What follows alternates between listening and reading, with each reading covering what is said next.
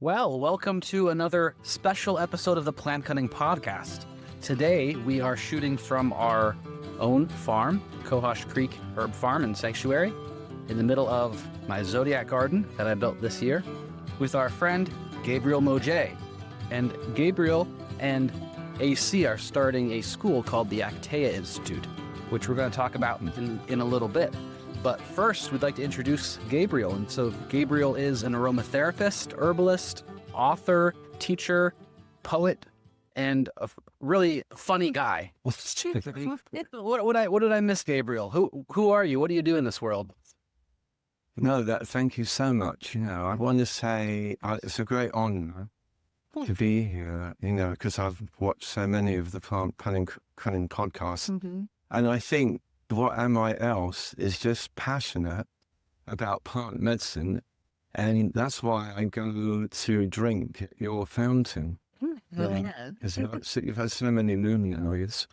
Yeah. We feel blessed to have had so many wonderful people be part of the podcast and to be part of it has too. Yeah, for sure. Thanks. So this is our first time having you on, which kind of feels weird because I feel like we should have had you on a long time ago. Right.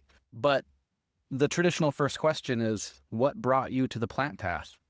We have something in England, you probably have something similar, where you take a gap year, between high school and university. I had a girlfriend, and she had a job as an au pair in Paris, so I followed her there. And I spent 6 months there. I saw her like once or twice a week if I was lucky. But I had a job with a guy who ended up taking me to a macrobiotic restaurant. And I think that opened me up, because not only did it open me up when I opened up the book of macrobiotics and saw yin yang, which then put me on the path of TCM, but they were also selling some strange vegetable along with the other ones, which in France they call salsify. And they said, this is a yang vegetable. This is a yang tonic. And it was burdock root. Mm-hmm. And, that was almost the first thing I learned how to cook, because I was only like 18, And then I gradually later, of course, found out what an important alternative, herb it is.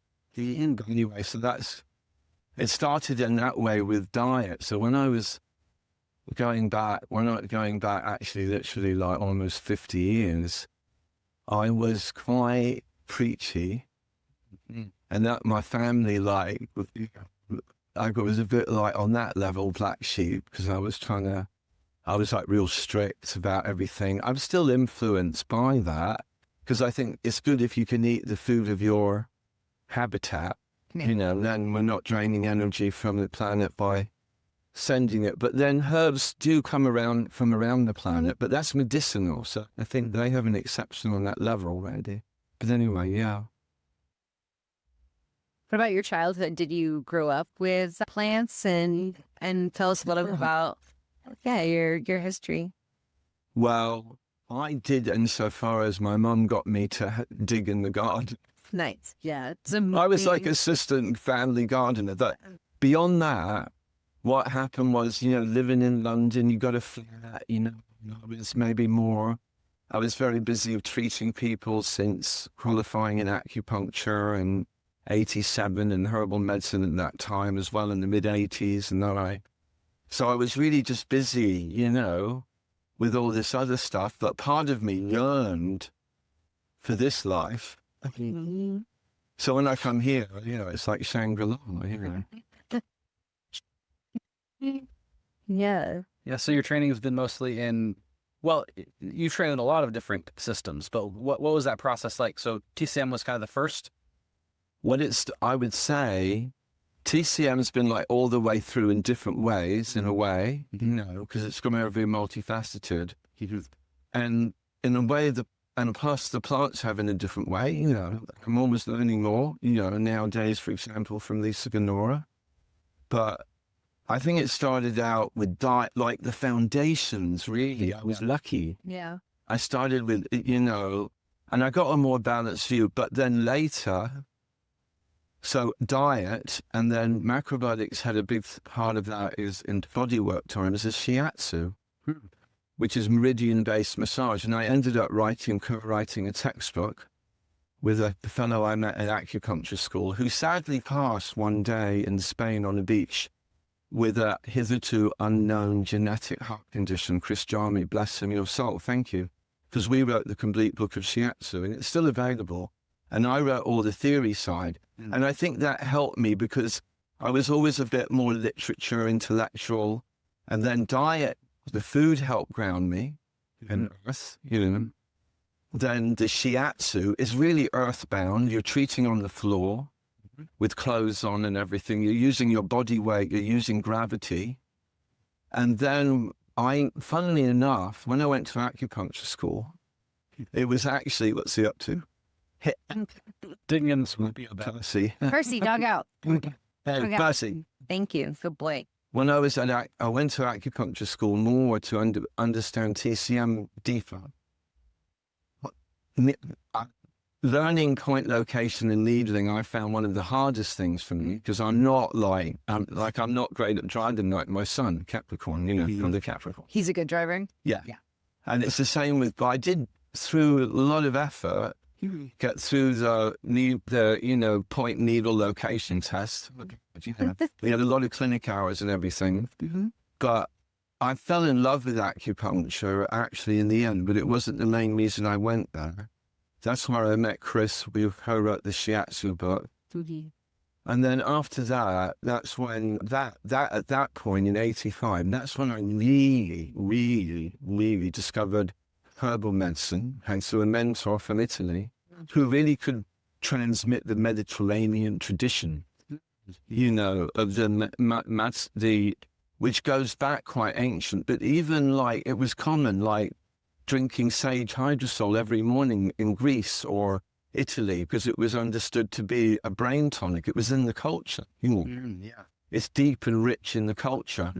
But he was, kind of a polymath. He is still, but he retired in 1990. But he was also president of an osteopathic association. But the thing I studied with him for 2 years was Western herbs. According to TCM, though. That wasn't brand new. Michael Tierra had published The Way of Herbs in 1918. Peter Holmes came out with the ultimate classic, Energetics of Western Herbs, in 1990. And he has written the most formidable book, I would say generally so far, which I highly recommend, on aromatherapy called Aromatica, which he kindly asked me to write one of the forewords to in the first edition, 2 editions. Nice. So, you know, it wasn't a brand new concept, but it did demand actually that I create our own association in 1990 because we didn't even fit in with the existing one, had to create that. And now, you know, it later amalgamated, but still it's with 2,000 members in 50 countries. But what was the association? And that was when we called it Register of Qualified Aromatherapists. But what it was, just to explain, he had a 2-year course in herbalism, but then he added an extra year on aromatherapy, and I helped him organize that. And then I took over in 1990. But the other big influence that came in from France is that I studied the other origins of my aromatherapy, and then I'll stop there. I don't want to tell you the rest of all of that. Don't worry. But how I finally came to my full expression of the other dimension of aromatherapy is to like the classic. I was very lucky. I mean, actually, I was super lucky studying with Giovanni Moshoesha in the TCM because I did some advanced acupuncture. Because he's still written the most important books in English. Giovanni Moshoesha ended up living in Santa Barbara.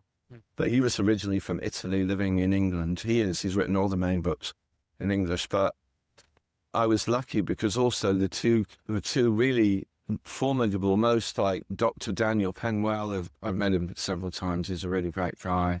Pierre Francom is also just in Japan with the same similar group where I was, Pierre Francom, and this was in 88. And the thing with them was scientific aromatherapy, but they brought in yin and yang. You know, they were looking at the functional groups of the essential oil compounds and even putting them according to warm, dry, hot and cold. So they had a kind of holistic scientific, but it was based on understanding the chemistry. Now there's so much more research, and I love that too, but I'm a student of Lisa Ganora because my dad was a chemist, but hey, I'm not a scientist primarily, but I'm good like at the history and turning symbolism of the past into a bit of poetry. But my main strength is sitting down with you in a consultation, because that's what I was trained in. That's my core discipline. And I think together with what you guys offer, with your connection to the land and the medicine making and your magical work with the zodiac, for me, I feel fulfilled because I can't cover every base, but I want to see it covered. Yeah, for sure. Yeah. How did you first get into aromatherapy, though? So you studied with these like great teachers and things, but do you remember if there's something that like drew you into it? Like the biggest companies in natural medicine, really, products in UK and also in Japan. Have you heard of the Neal's Yard remedies?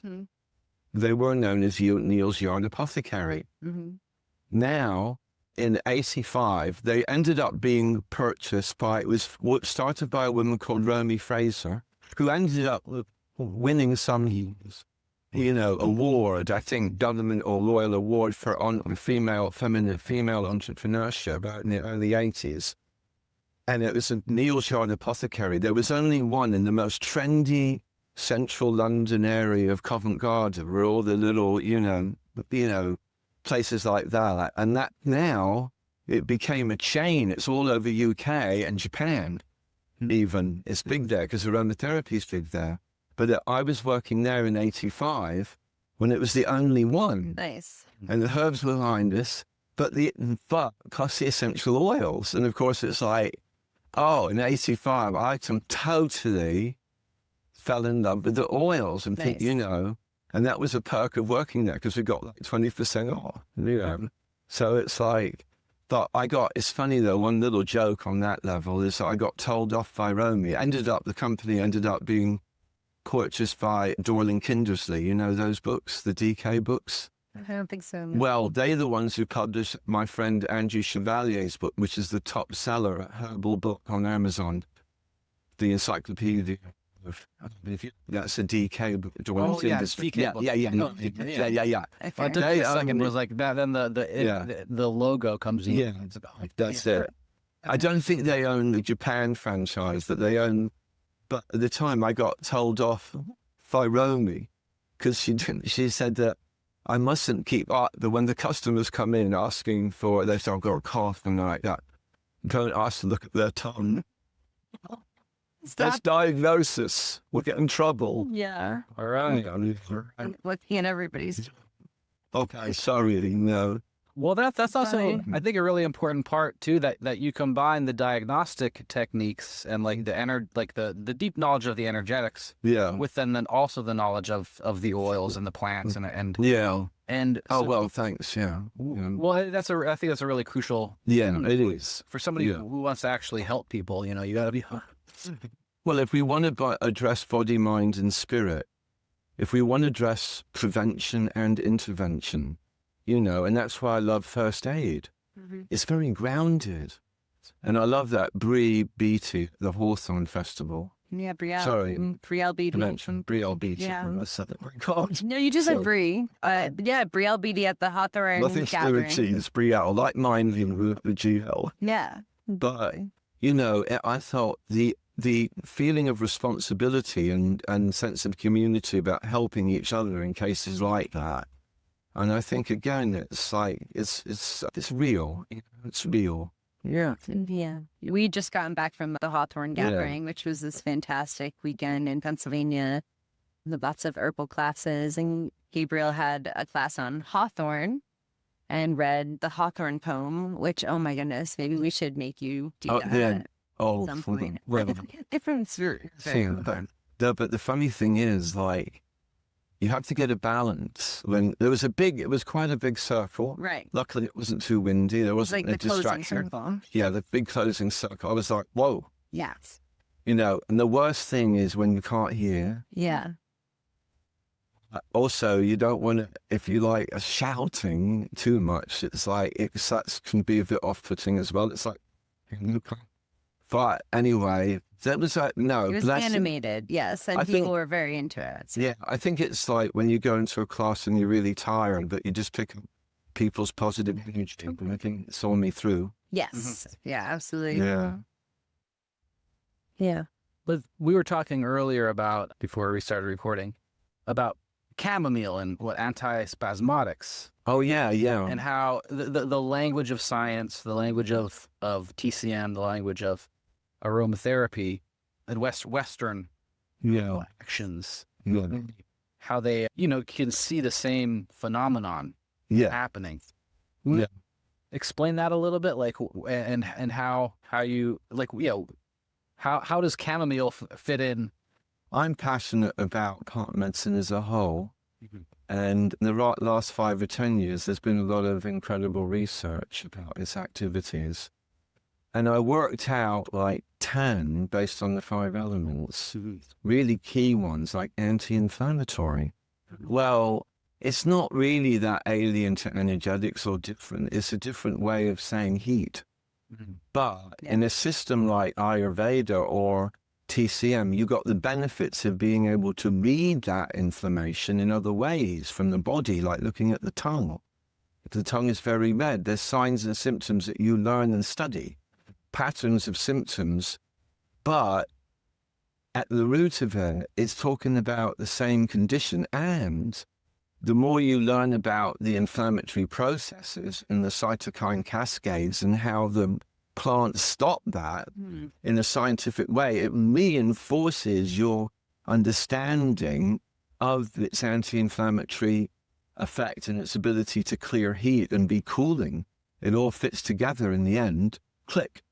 Yeah. And I call that pharmacoenergetics. And I presented on this topic at the International Herb Symposium 2 years ago at Wheaton College, about that key kind of combined understanding.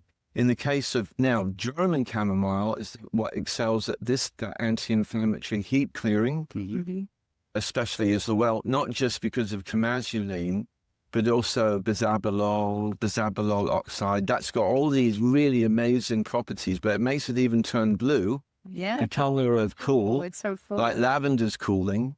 But the Roman chamomile, which is actually sometimes can be blue. I've actually seen it because you can get a bit of camasulene, but it's generally makes a more like golden, slightly oil. And that is full of these andulates or esters that really make smooth the flow of qi. And they're classified as antispasmodic.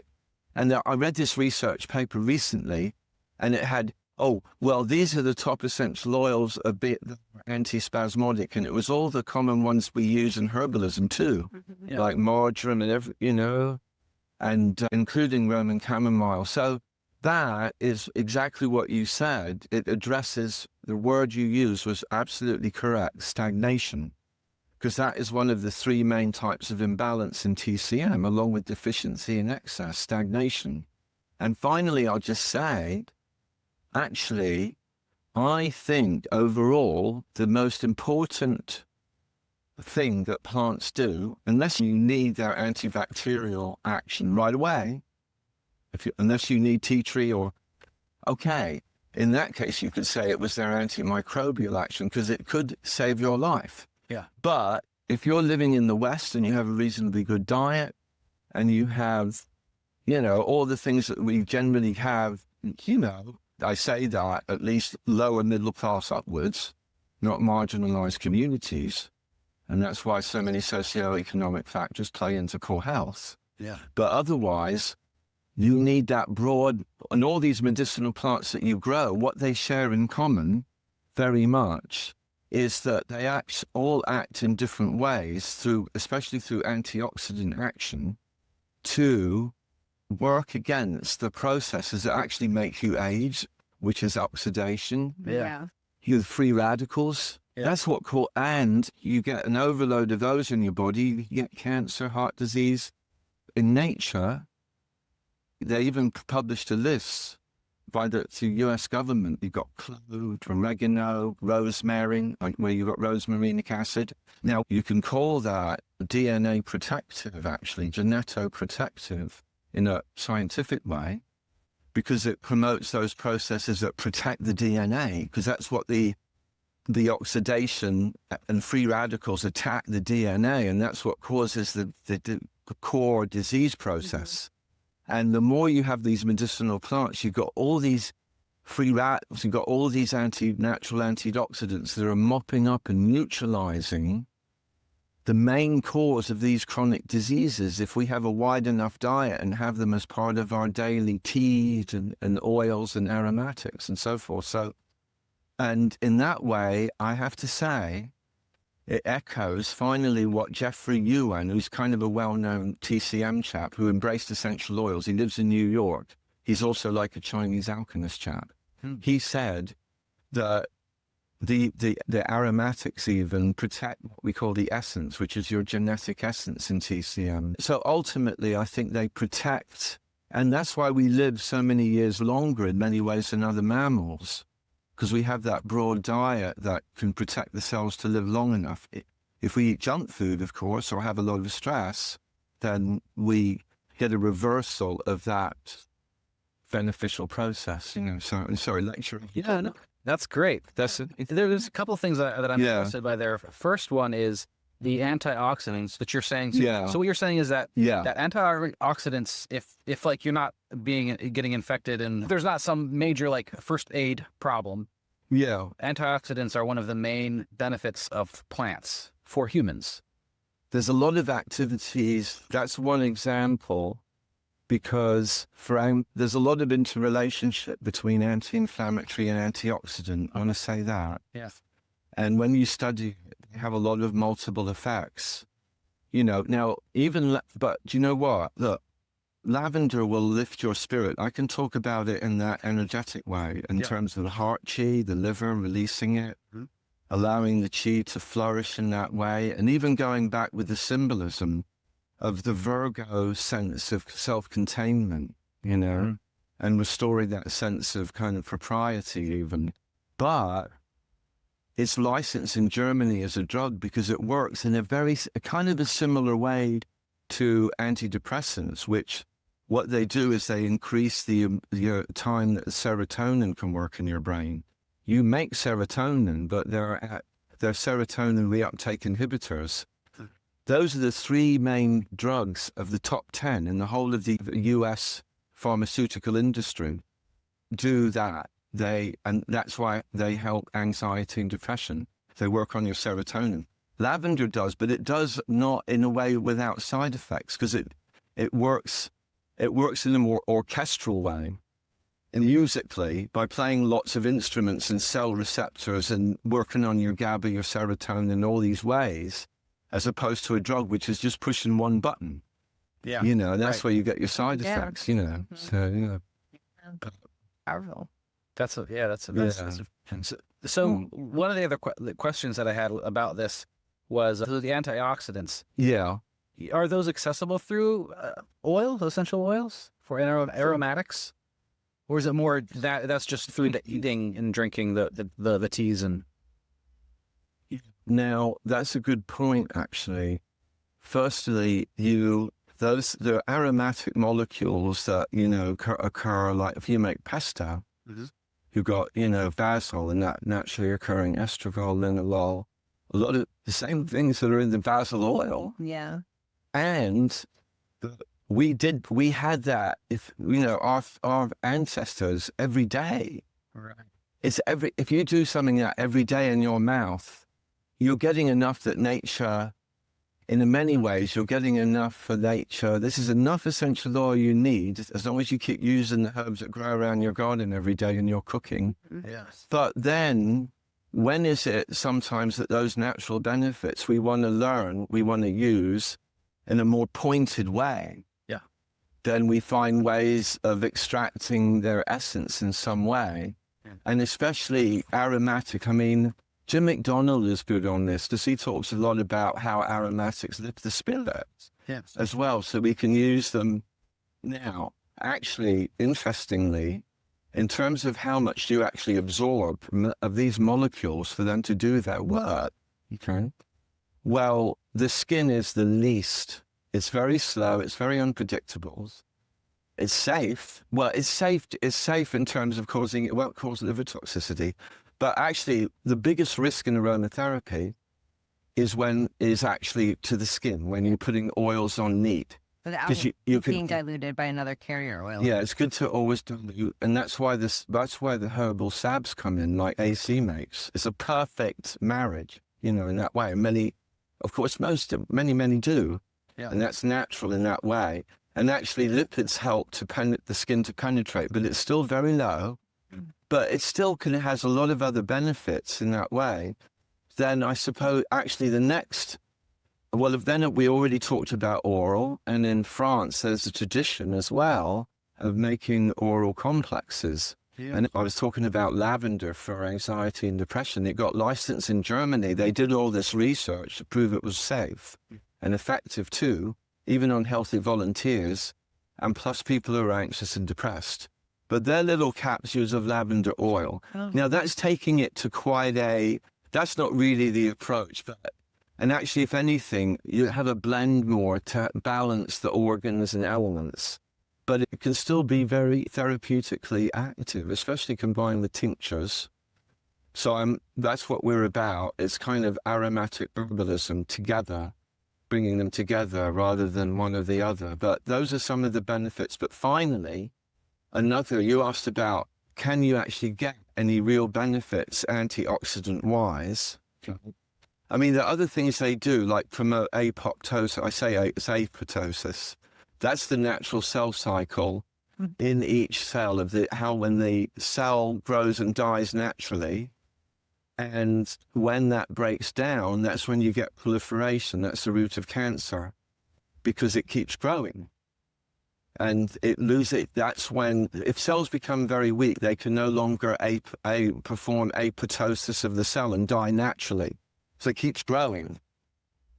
That's a part of the action of many, many medicinal plants, and part of their antioxidant, anti-inflammatory action is to promote apoptosis. Also, another part of their antioxidant action is the electron donation, because free radicals, one of the main free radicals is the oxygen singlet. Oxygen always comes in pairs. That's how we can breathe it. But metabolism creates some oxidant, metabolic products that are free radicals, including oxygen atoms that are on their own, but that can damage your DNA. Now, your liver makes lots of natural and, endogenous antioxidants, so you always have this balance. But if you're really stressed and eating a lot of junk food, then you get redox imbalance, and that people in that go on for weeks, years like that. Hey, they're going to get cancer. Why? Because all the free radicals keep attacking the DNA, and there's other types. There's, there's different types of free radicals that are, either fat-based or protein-based as well. But anyway, but this is the thing. I found this really amazing because it reminded me of the Sistine Chapel with God reaching out for Adam. Yeah. But across that divide, plants donate. Some of these have very powerful compounds like thymol. Yeah. They're very powerful phenols. They donate an electron. They donate an electron, and that neutralizes that particular molecule. That's a big part of the antioxidant action, is electron donation from the plant kingdom to us on the animal kingdom. I know. That's amazing. And to me, that's energetic. Yeah. Well, they're directly giving us not just like energy field, like actual electrons. There's a lot of power in that electron. Yeah. And it does a lot of protection. So I feel they protect us. And they actually, if you think about it, you can get a bad bug. That again is protection. You're taking the tea tree or echinacea.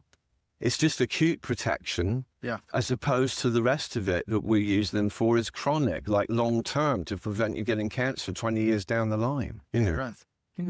So there is another thing, because you said we talked about taking essential oils internally. And so there's this pattern that I see happening in human culture all the time, where like there'll be this thing and then there'll be like people will take it to an extreme, and there's a reaction to it, and there's a reaction the opposite way. For instance, like native gardening now. I love natives, and it makes sense that like we have all these Nick mansions that they are planted with these kind of very aggressive non-native plants. The reaction to that is to plant native, which is great. But then some people will take that to extreme where it's like, don't plant anything that's not native to your own county. And then it's like, that's like to the extreme. So there's like there's this balancing effect over time. But some people coming in will just notice that one thing and see that's what's going on and think that's what's going on. So for you, for somebody who has been part of the aromatic world and essential oils for so long, you can see the whole trajectory of that.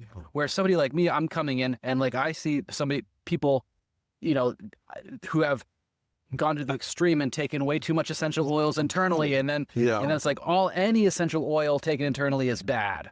You know? How do we do it? So what is the balance here? between how the do two? Yeah, like how do you actually use essential oils in the best way? We've got a course starting. In a way, we are actually this course is an answer to that. If you're a herbalist and you really want to know, but let me put this in context, because going back, actually, our main course ever, the first 87 and when I took over from 90, we had, for 3 decades before I came here 3 years ago, even though I grew up in Maryland, but otherwise I've spent most of my life in Britain. I had an institute in London for 3 decades. I had 65 groups, all doing 1 year. Even for the last decade, they had a week in France. But we never included oral complexes. We were careful about not overextending. And even though it was a pretty hefty course took a year of like 300 hours in class and, a lot of work. But even that we taught them about it. But we had an advanced course in which you ended up being with another mentor in France that you go personally to train in this approach, which is deeply rooted in the French holistic tradition of Balnay, Gatafos, Maurice Messager. But funnily enough, even I've got a book by him. He's a famous French herbalist. But he was really into foot baths, for example. So even to them, it wasn't all about oral. It actually, really, the people who were, in a way, most keen on the oral use were the original American eclectics and phytomedicalists like Ellingwood. They were like rosemary, so many drops per day. They don't explain for it. It's good to have, if you do take it orally, you're right. Now, what happened, unfortunately, so just to say, that's the background. Yeah. But around up until 97, that's when we had the advent of the first, multi-level marketing company. Right. That's a whole... That original company, I visited their shop once just outside of Salt Lake City, where we'd also had conferences with real aromatherapy as well. Yeah. But none of them came, though, and I was shocked. Don't they want to learn as well what they do? Yeah. They just want to sell them. Right. They might as well be plates or cups or... Yeah. It doesn't matter what they are, in a way. They don't really want to learn about it, but sorry, Well, the multi-level marketing campaigns and taking essential oils internally has left a bad taste in people's mouths for essential oils to a certain degree. And I almost became even going back 10 years on social media, and then another company, some of the key people in the first company went and made the new one. Yeah. The fellow who started the first company since passed away. He had originally been up for like medical malpractice in California even. But the new company's now got even bigger. But I have been at some points, not these days, but I have sometimes on certain topics, especially oral dosing, especially when there's no education, and especially when you just put it in water, you can burn your esophagus. Yeah. You have to learn these things properly, and that's what we're about at our, And that's why I think I actually think it should be part. We actually need to bring it back within the folds of herbalism, because Right. it's that I Can be think puts it on a dangerous. more better foundation in many cases. You know, but anyway, And using it as part of a integrated approach, Yeah. you know, with Yeah. plant medicine. Because yeah, it is a plant medicine. Mm-hmm. You know? yeah, Mm-hmm. yes, it And is. when I'm reading about Renaissance herbalists, Renaissance astrological doctors, they're distilling their own essential Yeah. oils. Like Yeah. the things like they're Yeah. alchemists as well, Yeah. and it's part of that's Yeah. alchemy. Well, if you look, there's the Paracelsus main work. There's recipes with myrrh oil and this, and I mention him because he was, I'm sure you know, I'm sure he's been mentioned before by others on a Plant Cunning podcast. He's even considered in many ways, not just the father of homeopathy even. Matthew Wood's book shows that on Magical Staff. Not just that, but also even modern. He's often mentioned as being the first one to really start what has become modern chemical science even. But he was very much a physician and alchemist. Yeah. And he's got all these recipes of it is exactly that. It's aromatic medicine, you know. But that's part of the aromatic dimension of plant medicine. Just like at the opposite pole of it, I think about, for example, the medicinal mushrooms in a way. Although, funnily enough, they do have a particular aromatic compounds in them, but not I read about that. Mm-hmm. And seaweeds as well, what we would say are really yin things, you know, yin substances, as opposed to that's a big difference between yin and yang for the earth, and then the volatile, as opposed to the fixed and the earthy, you know. And that's the key thing. In fact, I'll stop babbling now, but distillation is a great example, because as we set up with the Actaea still, we've got our own Actaea Institute still, and of course the copper still that you got. Mm-hmm. But the first phase is yang with the heat, and it's moving up, and then and often pressure, not so much under this, but the steam stills are also under pressure and time. And you've got this catabolic process of releasing the atoms up, and then a slow yin process of cooling and descending down and slow back under cool nature. This is yin and yang. It's such a beautiful way of being TCM right in our camp of aromatics and aromatherapy. And even then, what you get in the separator is floating on the top, because it's the most molecules in the oils. Cinnamon and clove sink to the bottom, because eugenol is heavier than water. So you have to tap it out from the bottom, but most float, so you can tap it off. But they're the yin part, they're the volatile part. Sadly, a lot of waters get thrown away commercially because they're too expensive to transport, maybe. Yeah. But they are so good and mentioned right back, as you know, with coal pepper, and even hawthorn we saw was used as an aromatic water. Yes. Yeah. But anyway, Talk a little bit about that. Like, what's the importance of aromatic waters? Tell me what, because I know that they're important in herbalism, aren't they, as well? Would you say, yeah? Do you use them a lot? The hydrosols? Yeah. I'm not that No? not into them yet, No, you know, okay. but I use them personally. I buy them from other people, and you know, I enjoy them. I think it's like a very subtle and powerful and magical way of interacting with the plants. Super refreshing too. Yeah. So I'm just, you know, getting into that. My teacher, Seven Song, was way more into the tinctures, teas, botanies, topical first aid, and we didn't really get into the aromatherapy side of things as much. And so that's why partially I'm so excited to be diving into that with you as an expert, as someone who's studied it for years, worked with them, and written a book on aromatherapy, you know, so I'm just getting started. Yeah. That's the cool thing with plants, right? You just you can't stop the learning. You just, once you start, you can't stop. There are plants that herbalists talk about that aren't aromatherapy plants that they make hydrosols out of, even. And like, for example, Julie Seal and Matthew Seal, I did a course with them in England, in Norfolk. and it was English Country Herbal Week, lovely place. But they were also distilling like elderflower, making a hydrosol out of that, even though we don't use it for essential oil. Yeah. So I think in that way, it's even more of a herbal product than maybe what essential oils are, which are also, that can be, well, they're used in regular perfumery, but I'm into this idea of botanical perfumery as well, or natural perfumery. But in terms of uses, okay, grounded uses, I'll tell you some right now. Mm-hmm. Oral hygiene, fantastic. Controlling thrush, hydrosols, very safe, very good.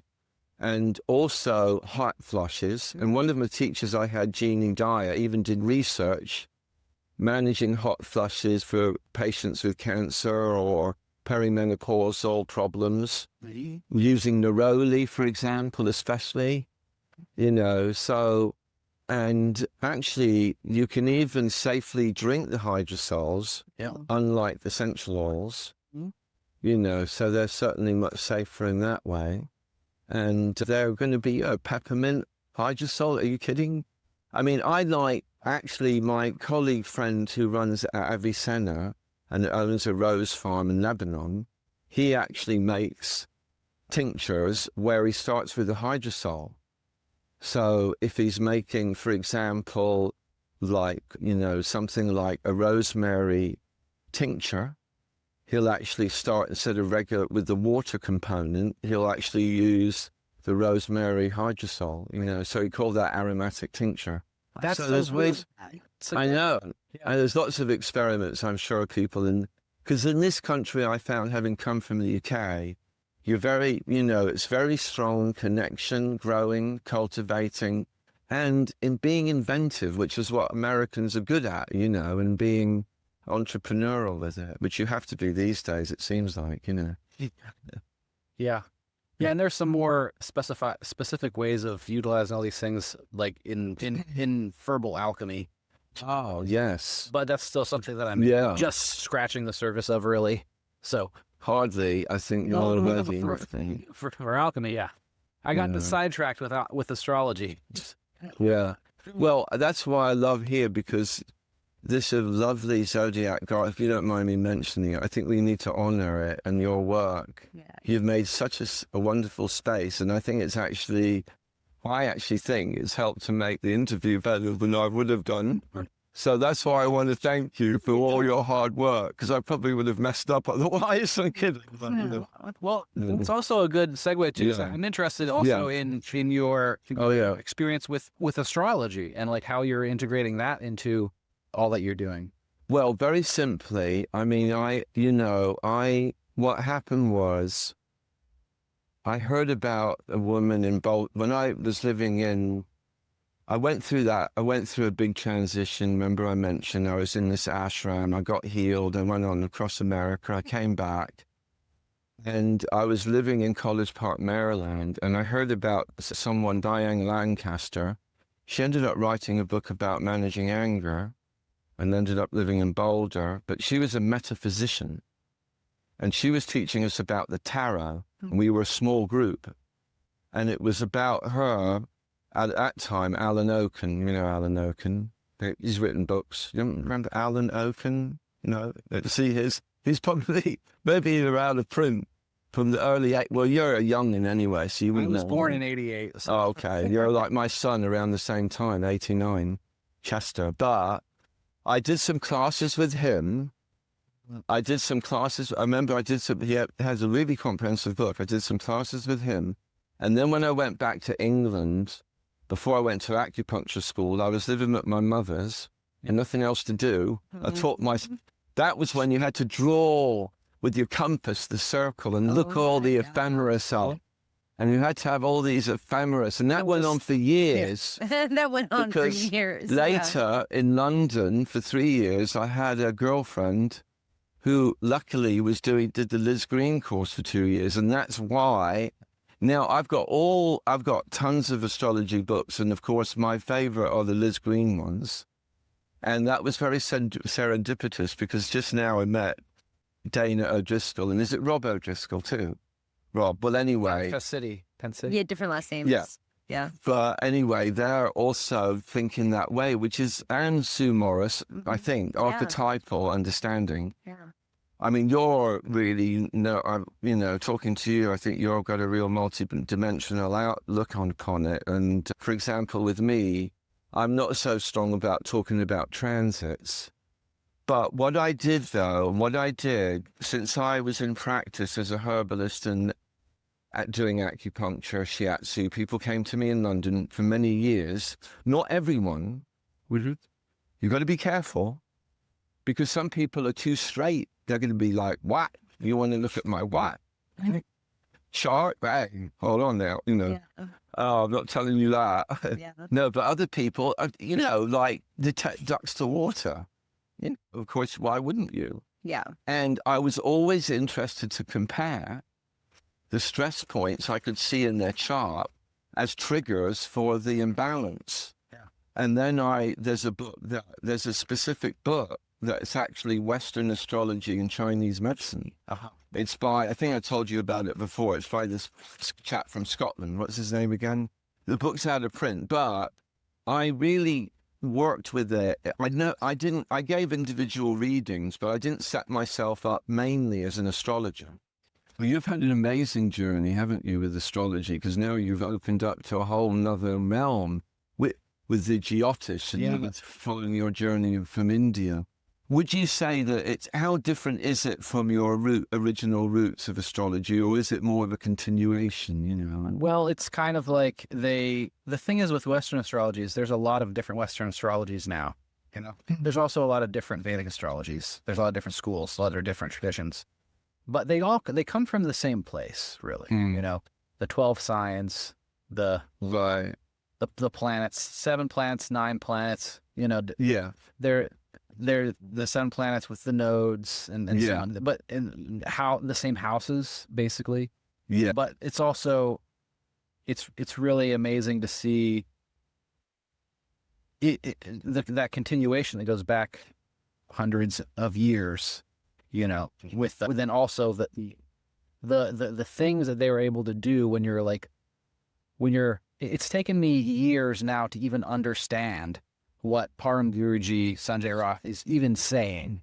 Because I'm only now understanding how much I don't know about what he's talking about. You know what I mean? Because you're very humble. Well, the tradition is so deep because with every generation they're like, they've had so many generations to really perfect them. Like look at all the different angles and like see everything. Yeah. And really take everything out to its logical conclusion and like experiment and then come back and see that, no, that doesn't work. After generations, it's really like that many generations. It's an amazing thing that lineage is. Yeah.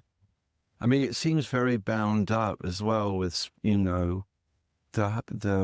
whole spiritual path, especially religious. Well, yeah, I mean, that's the other thing with the Vedic astrology is the astrologer, a real astrologer has to do spiritual practice, because part of astrology is connection with the spirit, but also with the spirit of the tradition and the spirits of the tradition. Yes. So that's why it's like, if someone's studying Western astrology, they should become friends with some certain dead astrologers. You know what I mean? And with Hermes Trismegistus. Yes. Because there's certain energies, spirits, entities, conscious, the beings that kind of are protectors of the various lineages. During that time, they would have aromatics in these little balls. Sometimes they called them posies, like ring around the posy, pocket full of posy. You'd wear like, a little posy for the smell in the streets and things. So that's right. they were already all about that aromatic medicine, Well, I didn't say the other way you can absorb molecules is through, I didn't mention through diffusion, Oh, yeah. And I actually consult for a company in Los Angeles, Aromatic, and they do a special diffuser. You can put 4 bottles in and you program it with your smartphone, Oh, wow. It does that fancy stuff. But I was able to choose their oil, the oils that come in 10 packs, and they're all organic. And I think that's another advantage over these multi-level companies, Sustainability, we've got to mention that too. Right. Yeah. Because that's a big problem. The heavy dosing as well, it can be exploitative and unnecessary. We have to think about the precious plants and their future. Yeah. And and I'm sure you've had speakers on that level, so yeah, that's important as well, isn't it? Yeah. It does take a lot of plant matter to make one essential oil. Yeah, exactly. Yeah. Yeah, and I've heard that even sometimes those oils aren't even the oil that you're looking for. I'll tell you what, this is only the other day on LinkedIn, one of the top analysis a friend of mine, or professional friend, or social media friend, Fabod Setal on LinkedIn, doctor, and he's at the Aromatic Research Institute. They do a lot of analysis. Now, there was one oil he took, was it something like mimosa? I think it was. They all said it was organic and pure. None of them were. Oh my God. They were all had synthetic in them. Now, there's certain companies you can trust. Yeah. For example, I don't have any, I helped to start one in the 90s. It's still running in Cornwall, England, with one of my French students, but I have nothing to do with it now. It's called Materia Aromatica, But, so I have no interest anymore, but I know, for example, here at this Aromatics International, it was started by Gabriel Mojay, who had the first New York School of Massage. She lived in Ithaca, and she used to travel the world to see distillers. She had a database of 200 distillers, direct contact with them. Wow. Yeah. But that's not how the majority of oils are appearing on the market. Right. They're not like all Aromatics International standard. She's passed it on now, but there's a lot. And even I read, I think this was Dr. Satal's estimate, 85% are adulterated even on the commercial market. Wow. Yeah. Now, adulteration means that they may not have something harmful, but they'll just put more of that. If it's lavender with a low concentration of a certain compound that they should be there, they'll extend it with that, or you get just constructs.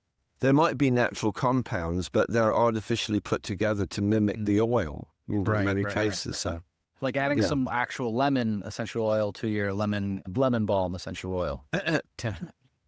Well, yeah, and actually, do you know what? Instead, what is often adulterated for that, especially, is lemongrass, because it's rich. Right. Actually, one reason lemongrass is good for you as well is it's got some of the same compounds in Melissa oil, the citrals, nerol, and geraniol. And also there's a beautiful eucalyptus out of Australia, Citriodora, and that's even research that shows good for your heart, like Melissa. So we got analogues and alternatives, and Melissa is not so much threatened. But now what an absolute is and it's usually floral, because they don't do well with distillation. So especially jasmine is actually generally you can own. Now they're basically produced in a different way through solvent extraction. It's actually considered cold. It's given the name cold expression in sometimes because it's not under the same heat and pressure as steam and hydro distillation. I've seen it in India and places, and what they do is I've seen like lotus or lovely, you can use them for natural perfumery because they use hexane. It smells like you're at the gas station. Right. It's a bit lighter. It's like, woo. Now they're supposed to remove it all. And even in France, they've got law about how much residue can be remaining. Yeah. But for example, you can get, for our purpose and our level of work, and what I've always recommended, is you can get absolutes that are made instead of hexane with alcohol. Yeah. And a good company for that is Oshadi, OSHADHI, which is a franchise in about 30 countries. And I know the overall owner, Malta Hotzl, he's got an estate in the south of France, actually. And they've got, their company has got the biggest range, like 200, all these unusual. And I usually know, and they're mostly organic, I think they're all organic probably, but I know that if they don't sell one, it's probably because it's not sustainable or it's not or they can't rely on getting a good source. It's that broad. Yeah. So anyway, yeah. Okay. That's a, Good to know. it's a very important part of this whole aroma thing. The mystery in herbalism, isn't it? Yeah. And that book on the new one on the herbal harvest by Anne Arbright. And Arbright. ARB. not some very close, I think. Yeah, I'm sorry. Yeah. But, she's a top expert. And then Susan Leopold, of course, who runs United Plant Savers, and that's what they're all about. So plug for them, It's definitely something we have to think about in medicines. And also I want to give a plug for Herbalists Without Borders. That's a bit different, but Denise Cusack does amazing work and sends a lot of herbal packages to people in Africa and everything as part of mutual aid, which I knew nothing about until I met AC, actually. And now it's part of my course and she'll be teaching it. So I love this connection with that because it's about community. And I think the earth and community kind of go together, don't they, in a way? So, yeah. Yeah. So, we've been talking for a while, but we never really had the basic starts of like what is aromatherapy and then like how you use it. So if a client comes to you and you want to recommend herbs to them, what do you do? Okay. Well, the way that I work, and I've got a consultation form. It's a bit like in homeopathy. Well, firstly, of course, you always ask, their general conditions or so-called main complaints, which a lot of people don't always remember them all in the first instance, which is why you're going to go.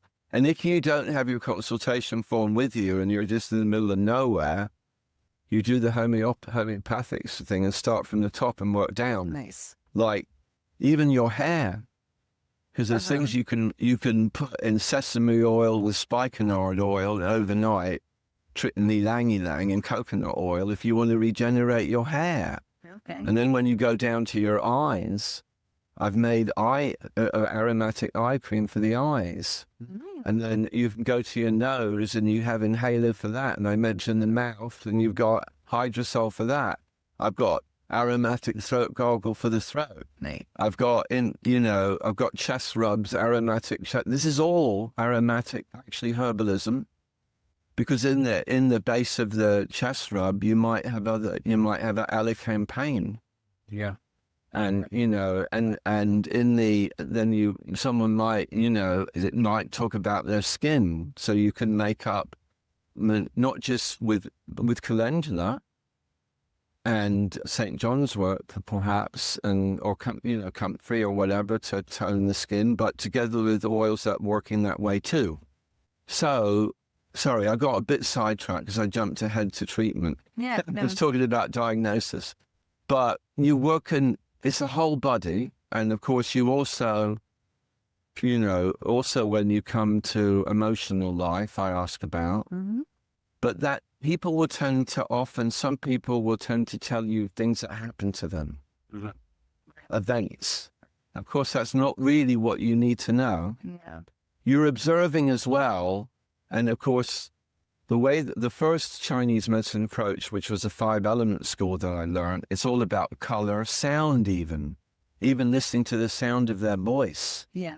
Is it more, there's even like slightly, if it has a shout, wheat feel, a sing, which is earth, wheat, metal, shout, wood, groan, which is a bit like mine, more kidney groan. I think I'm a little groany.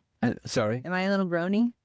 You might have to not listen to the style of sound, but I think maybe within you have a bit of the wheat, which is grief, Yeah. It's hard to knock shots. Yeah. Crying baby. And then finally, la, but it can be, which is fire, the heart. Or sometimes if someone's really low, you can feel that you call that who might naturally feel bubbly, and you can hear that in their voice. And when they're down, you can really feel it's gone. Oh, yeah.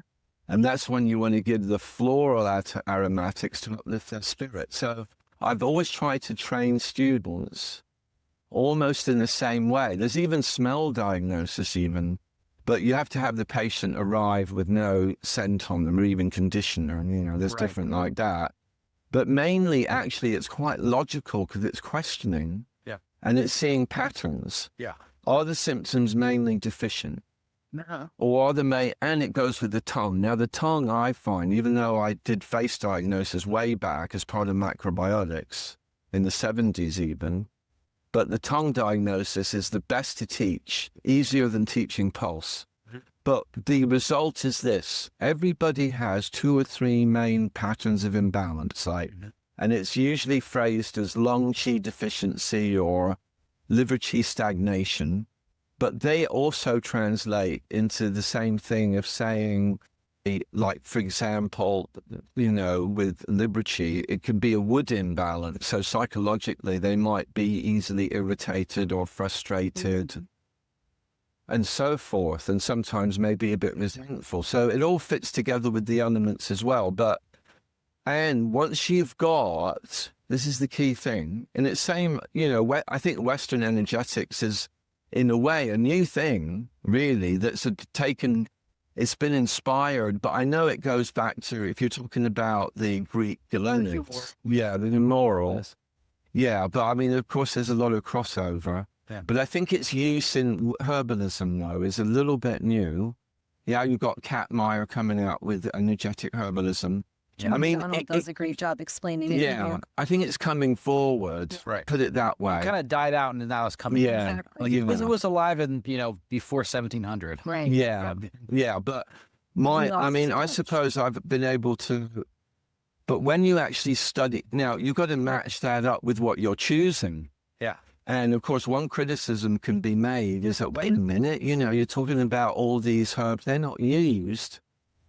And you're trying to match it. You can make that criticism, but I think that's not fair. I mean, in the sense that even Michael Tierno, Way of Herbs in 1980. Yeah. This is not new. Yeah. Combining them, you know that. Peter Holmes, I mentioned, you know, so.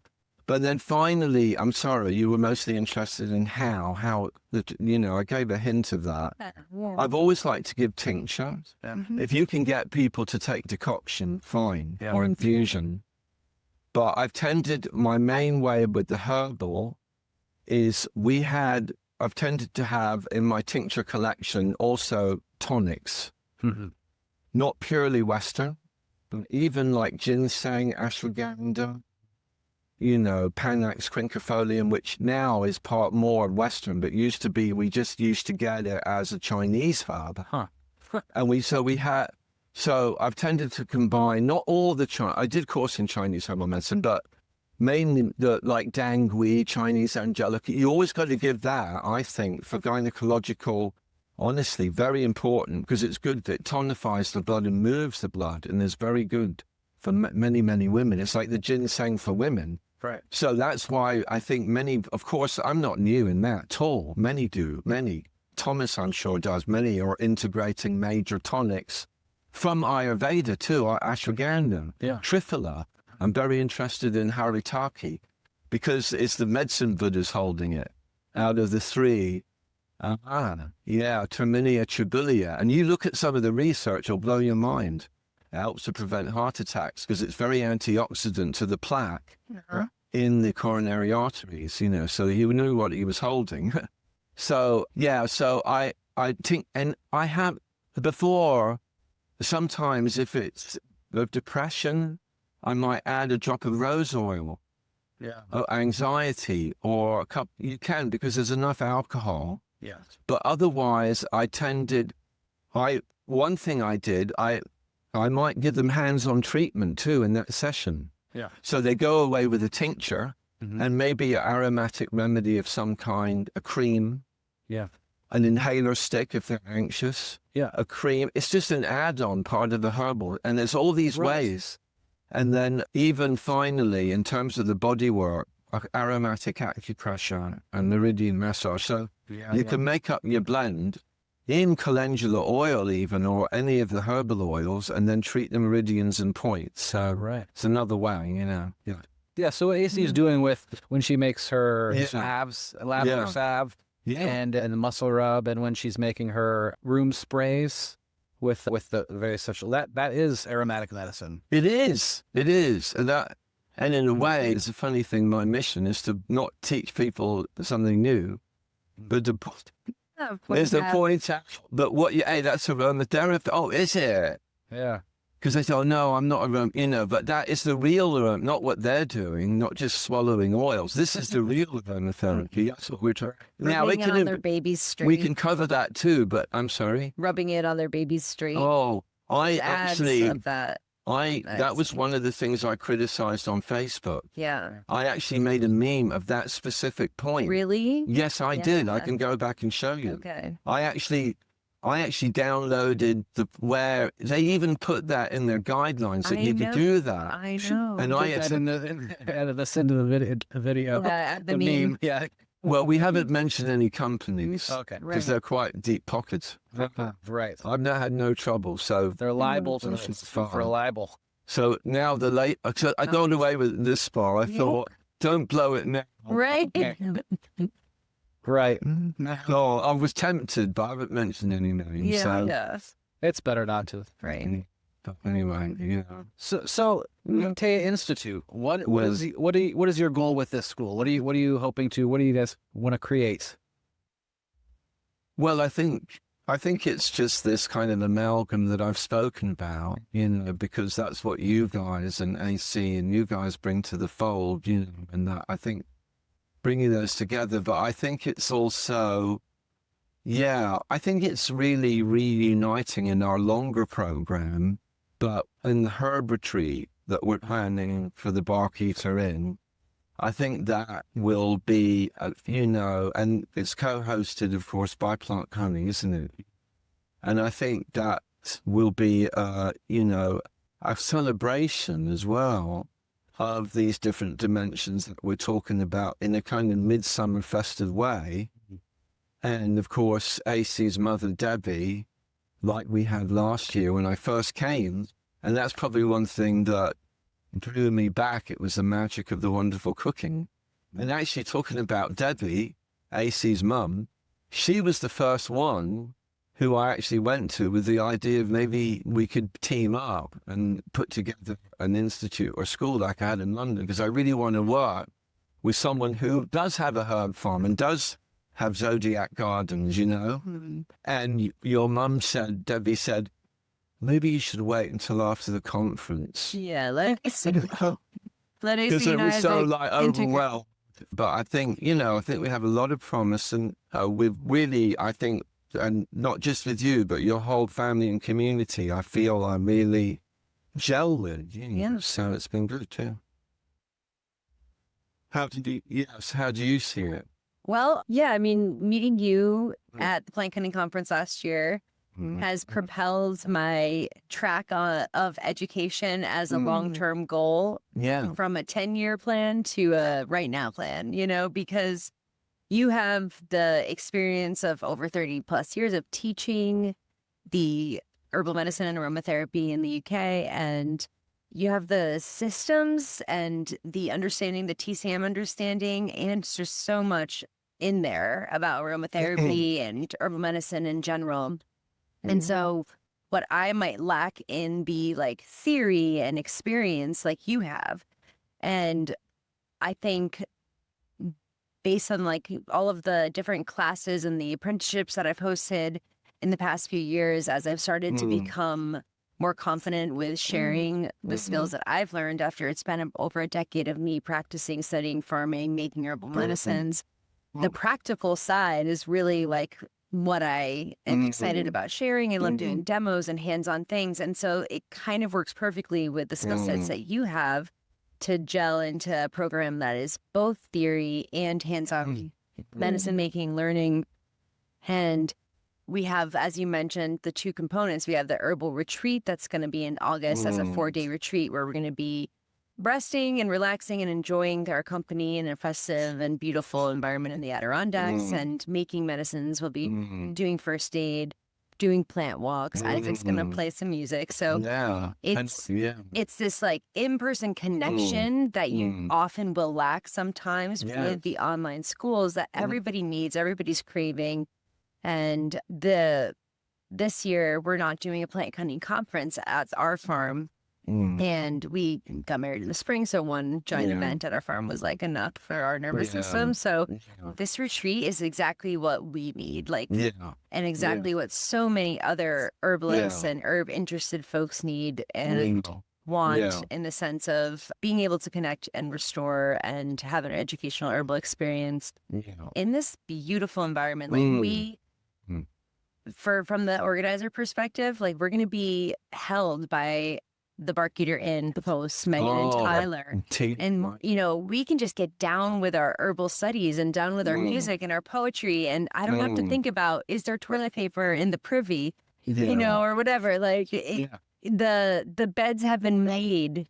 There's beds. Like our farm, we just have camping available. So if somebody wants a bed, they have to get an Airbnb off site. But at the Bark Eater, they can go and get a beautiful room and just be right in the center of it all. And it's one of my favorite places literally on earth. This place, I buried my dog there a few years back. So, some of my best friends in the world run it. So I feel so held and so lucky to be doing it there. And I'm excited for that portion. But then also we have the online portion, which is every Sunday from October to May. And that is a live session. And I've taken a lot of classes online, and I've helped facilitate online programs since COVID with other herbalists. And I've seen how it can be done really well, and I've seen how it can be done in a way that's not as engaging and where, it doesn't encourage the students to go back to the material. Or, if you're a self-guided learner, like Isaac's a really good self-guided learner, being homeschooled and stuff. He knows how to just, he can watch recordings and read books and take notes. Still nice to be part of a cohort. It's nice to be part of a community. It keeps you accountable. Yeah. And it keeps you have other people to bounce ideas off of and learn with. And so our sessions are going to be very live and lively, so a lot of interaction and keep people interested and on board. And so I'm really excited about the skills that I've learned online, doing these online programs over the past few years, to bring it to this school so that it's something unique and special and filling a need for the herbal community. So I think the goal really for me is that every one of our students is propelled in their own practice and confidence with using herbs and aromatherapy. Whether they're, a practitioner in herbal medicine already and they just want to incorporate aromatherapy more and level up their skills, or maybe they're a nurse practitioner or they're an acupuncturist or massage therapist and they want the confidence of being able to use herbs in a safe way and an effective way with their clients. Or maybe there's somebody that has a family member that they're taking care of at home, or they're working with children. Like, kids benefit wildly from herbs. So I just want it to be a way for people to advance their skills and confidence. And there's going to be components that are one-on-one interactions with us and our students individually, so we can work out where they're at, what they want to, where they want to be, and help them to achieve their goals, whether it's through business advice, because you've both run businesses for many years, and or getting yourself out there with marketing, or just getting to know the plants. And so there's a lot of different components of it, but we do give ourselves the time to cover it. And it's going to be a really special, it's kind of the program that we want to, that it is. It's for yourselves. Yeah. It's a juicy, it's not like minimal. Yeah. But it's like, it's going to be dynamic. We're going to cover all the aromatics that are possible in aromatherapy that extend, 190, because when we went through them, there's so many, we don't want to leave these precious plants out. And even then we had to be selective. So it's juicy, but I think engaging. And I think, as you said, that I was very fascinated to hear about the breakthrough method. Breakthrough facilitation breakthrough. method. Mm-hmm. Yes. And I think it's a way of really people talk about being immersed. A long course gives the opportunity for the deep dive. Yeah. And the deep dive is not just for the sake of knowing them, but the exciting journey that you take when you learn these different plants, and what you come out with is a special confidence that you were talking about, that together with learning good sound business skills is a recipe for success. Really, So there's limited space available for the in-person portion. So if you're thinking about it, register now. Yeah. Yep. Yeah, you can go to actaea.org, actaea.org. The dyslexic did it. Yes. I was able to spell it. All right. Well, this has been Are we done? Yeah, this has been a fun conversation.